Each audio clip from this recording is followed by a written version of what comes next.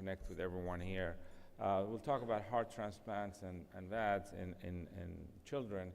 And as we usually say, pediatric patients, heart patients, are not small adults. They're quite different.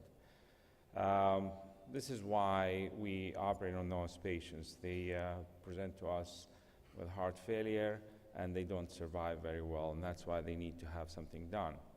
So if we start off with the general indications for heart transplantation in kids, it's very similar to the adults on those patients who are non-congenital. So in kids, they could have also dilated cardiomyopathy, restrictive cardiomyopathy, as well as hypertrophic cardiomyopathy. And if we go further into the next indication for transplantation would be the uncorrectable congenital heart disease, such as pulmonary atresia with intact ventricular septum, plus sinusoids. These ones are, as they are born, we do not palliate them anymore. We just list them as they are born, and they just stay in the hospital on prostaglandin until they get transplanted. Congenitally corrected transposition of great arteries with a single ventricle and heart block and severely unbalanced atrioventricular septal defects. So these are some of the indications of congenital heart surgery, apart from those who are post-cardiotomy failure of heart surgery. Some of them are potentially correctable congenital heart disease patients, but they are at high risk, and some of the centers just have chosen to go into the transplant route, such as at some of the centers have chosen to go for a transplant, like Loma Linda for aplastic left heart syndrome, as opposed to doing a Norwood procedure. Now, though, that with the Norwood procedure that we have brought the mortality down to less than 15% or even down 10%, the transplantation has become, and with this, the organ availability, the transplantation has become secondary, and the primary repair would be first. So Schoen's complex, interrupted aortic arch with a small LV outflow tract, critical aortic stenosis with severe endocardial fibroelastosis, and severe Epstein anomalies. Cardiac tumors also could be an indication. And if a patient who is being placed in a single ventricle tract and is going to be expected to have more than 20% mortality with that tract, transplantation would be probably a better option for them. We also can accept some moderate elevation of pulmonary artery pressure, but not severe. We can talk about that. Contraindication, irreversible elevation of pulmonary vascular disease, more than 6 Wood units, diffuse hypoplasia of the central pulmonary arteries, total anomalous pulmonary venous connection without pulmonary venous confluence, ectopia cordis, active systemic infection with HIV, or chronic hepatitis, active hepatitis, malignancy that is either not cured or of recent onset, severe primary renal or hepatic dysfunction. Other contraindication, multi-organ system failure, major central nervous system abnormality, severe dysmorphism. So sometimes they do have some congenital anomalies, but they're dysmorphic. We do not resort to transplantation early in the newborn period until they are declared and there's some at least genetic analysis that is done. Prematurity, less than 36 weeks, as well as small size, less than 1,800, and positive finding of a drug screen in older teenagers, and the lack of family support, because it's important for those patients. Now, a few words about the techniques for pediatric heart transplantation. I'm sure we're going to hear from Dr. Tong about the adults. Planning for procurement is really important for pediatric heart transplants because of the differing anatomy of the recipient. So you may need a lot of extra tissue that need to be procured from the donor. So if you have a patient who have bilateral SVCs, you may want to actually get the donor innominate vein, so you can create an innominate vein and correct the bilateral SVC. So you may need a lot of extra aorta to correct for the arch hypoplasia. Also, size mismatch is an important. So the donor-recipient weight ratio of more than 2.5 or less than half leads to poor results also. All the shunts have to be addressed before the transplants if they were done to the pulmonary artery, and repair of the pulmonary artery should be done. And also you may need pulmonary artery or aortic arch reconstruction as you would do the transplantation. And the planning for the ischemic time is really important because a lot of those kids have had previous surgeries. So by the time you open and you dissect the heart and be ready to receive, the last thing you want is warm ischemia while the heart is sitting in the bucket next to you before you implant the heart. So you want appropriate timing. You get the heart removed before the recipient heart, the donor heart is in. So this is the standard technique of implantation of the heart. A few pictures of how we harvest it. And now if you have a bilateral SVC, like what you see in here, and if it's due to an unroofed left atrium, then you can actually create a patch in the left atrium to allow it to go into the right atrium, either above the pulmonary veins or on the other side to the below the pulmonary veins, or you can harvest an extra innominate vein and use that as a creation of an innominate vein.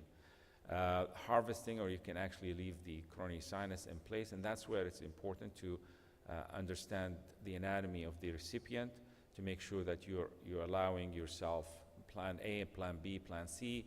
All these techniques should be available to the transplanting surgeon, and obviously they're done with congenital surgeons who are aware of all the different techniques of transplantation. So the pulmonary artery also sometimes needs to be addressed, and the aorta and the pulmonary artery and the anastomosis. All the previous Glenn procedures should be removed, and the PA should be augmented. Similarly, in hypoplastic left heart syndrome, you need to augment the aortic arch to make sure that you have an unimpeded flow. If the patient has had a previous Lecomte maneuver, which means that the pulmonary arteries are in the front, that means you need to undo that and divide and put it in the back. And also, for those patients who've had a bidirectional Glenn, you need to take the SVC away from the pulmonary artery and repair the pulmonary artery. And for those patients who have situs inversus, so you're not going to find a patient donor who's got a dextrocardia. So if they are dextrocardia with situs inversus and they need a heart transplantation, you need to be able to put a levocardia patient on a dextrocardia anatomy, which means that the SVC is on the left, and you need to get a lot of extra tissue from the donor heart in order to be able to do appropriate transplantation. The pulmonary veins have to be separated, so you're able, and you have some leeway in attaching the left atrial, the pulmonary veins into the left atrium, and you need to also extend the left-sided SVC and situs inversus to connect to the right atrium. You may need an extra tissue that should be harvested. A little bit of also word on transplantation for adults with congenital heart disease. Again, they represent a very difficult group because of the multiple previous operations, and they have failure. So it is important for the timing and the techniques of how we implant this. Ventricular assist devices in the RV may not be suitable, and I'll show you some pictures because of the heavily trabeculated ventricle, which most of the time is actually a systemic ventricle. So RV failure or an RVAD in a biventricular circulation is different than an RVAD in a right-sided or a right ventricle as being systemic or a single ventricle. So it needs to be done, obviously these operations with a congenital surgeon, powered by congenital surgeons, should have alternative plans for reconstruction. So the expected in pediatric, the outcome for transplantation in 1 year around 80 to 90%, 2 years 85%, 5 years there's 70 to 80%, and you'd have to continued attrition, and in 5 to 15 years around 41%. And if we classify the programs around, this is from the ICE HLT, if the program does 1 to 4 pediatric heart transplants a year. That is considered a smaller program, a medium-sized program, anywhere between 5 and 9, and above 10 would be those. So it's the majority of actually centers do only 1 to 4 transplants a year. And if you look at those patients who were being supported mechanically before the transplantation, over the last 10 years or so, it has actually progressively gone up from 20% to 30%. And if you look at the survival, those patients who are below 1 year, although they do have slightly higher initial mortality because of their complexity and the way they got to transplantation, eventually they do much better than those patients who were transplanted more than 1 year. And even if you adjust that as being conditionally surviving to 1 year first, and how do they fare, they still continue to do better as the years go by. Again, there's an era effect, and the more recent transplants, pediatric transplants, do better than the older ones. Now, for those patients who are decompensated congestive heart failure, cardiogenic shock, or those patients with post-cardiotomy, it used to be that the only thing we have actually for kids, or we used to have, is the ECMO, and that was our first line of support. On older kids, teenagers who are adult size, we could use the intra-aortic balloon and ventricular assist devices if they have adult sizes. The smallest would be probably around 20-25 kilograms that you would actually be able to put an HVAD. The rest of it is they have to be older or bigger than that. So for babies, if you need an ECMO support for crashing patients, it's usually done through the neck, and we do sacrifice the carotid artery and the internal jugular vein. So it's not about really cannulating and preserving the vessel. We cut the vessel halfway, we put a cannula through it, and we tie the vessel around it, and that would actually give a good support for the baby. And there's usually in babies that's very well tolerated, and it does not cause any neurological problem. As long as you have good flows through it and good pulsatility through the other side. And this is how they look. And obviously they have to be ventilated and sedated all through, even though it's in the neck. Assist devices, I don't want to talk a lot about it. It's very similar to the adult experience in older patient, except for those patients with Berlin heart, and that's our mainstay of assist device. It allows decompression of the left ventricle, decreases the myocardial consumption, increases myocardial perfusion, and also there's an intermediate, usually, duration.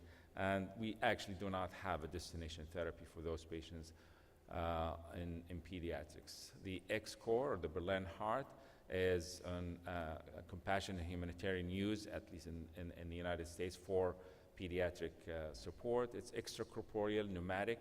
It's got polyurethane membrane as well as polyurethane valves, independent rate, and it's not triggered by ECG or arterial pressure. So, and it's Carmida coated. It can be done as an LVAD. It can be done as a BiVAD, support for the entire heart. And this is how it looks during implantation or implantation. You can actually, with this device, you can extubate the patient, and they can be actually ambulant. They need some support and help as they walk around. And as a matter of fact, we do have one now, but it's an LVAD, not a BiVAD, that awaiting for transplantation. So the good things about it, it doesn't hurt actually. It's quite good. They eat, they walk. They can wait for a heart and can go for many, many months, and it decreases the pulmonary hypertension. Anticoagulation is tricky, and we started using bivalve for those patients, and it's constant risk of infection because you have the tubes coming out of the skin, constant risk of stroke, as well as because of the anticoagulation, sometimes we get into GI bleeding and the increased resistance sometimes or immunity for the transplantation. More and more centers are implanting these long-term devices, and this is the outcome of those patients with durable devices in children. Do they actually assist devices affect the transplantation and the outcome on that? And yes, they do. So if you have a patient who goes straight to transplantation, they do a little bit better than those patients who are not on VATS, at least in the pediatric population. And this is one of the patients with a Berlin heart, and you could see the pump is being taped to their abdomen, but they could actually still walk around. Now, for single ventricle, the last few minutes, those patients, so we can support those patients until they get transplantation. So this is extracorporeal support for stage 1 palliation, that is Norwood procedure for hypoplastic left heart. This is in the ELSO registry, 738 neonates, age 7 days. The survival is 31%, is not very promising.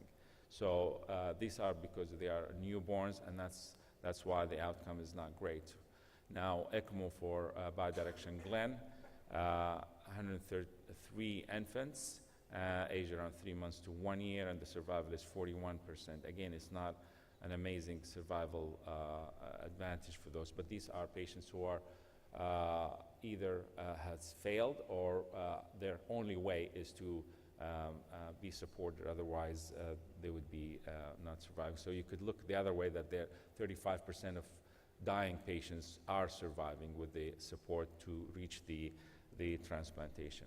Same thing for the Fontans. I don't want to talk details about this because these are only put in on patients who are big enough to have these devices, and you've heard a very nice talk by Dr. Tong about these assist devices in those patients. This is just a ventricular assist device for single ventricle, and a comparison between that and the two ventricles. And this is a series of 26 single ventricles. There's 255 two ventricles, matching them for age, weight, and preoperative ECMO.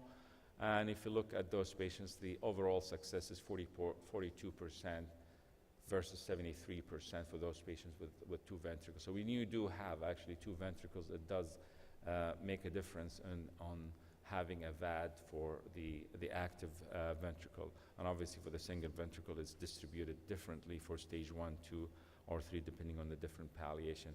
This is how it looks. It does look big. These are obviously the older patients, so they are above 20 kilograms, and so it still look huge for their hearts. Again, this is how they look. For Fontans, the patient, if the patient is actually at the level of a bidirectional gland or bidirectional, you could complete the Fontan, and you have a failing ventricle, and then put an HVAD. The HVAD would lie in the apex of the ventricle to the ascending aorta, and it would allow the patient to survive to get a heart transplantation later on. This is a ventricle that would not be good for an assist device because of these trabeculae. And if this ventricle it's a right ventricle, and it is the systemic ventricle, that's why it's hypertrophied. So putting in an assist device in a failing right ventricle in an adult is different than putting an assist device in a systemic right ventricle, either because it is a corrected transposition anatomy, or it is an atrial switch in a patient who had a detransposition, and the right ventricle is the systemic ventricle. So because their cavity is not huge, and sometimes there are a lot of trabeculae that may actually interfere with that. So in conclusion, the use of VADs in pediatric population is also growing. Implantable continuous flow assist devices in young, anyone big enough, like in adults. Berlin heart is actually our stay. So the first line we have is ECMO. The second is Berlin heart, and this is where we actually stop, unless the patient is almost an adult size or big enough to have one of the adult devices. All of these devices are bridged to transplantation.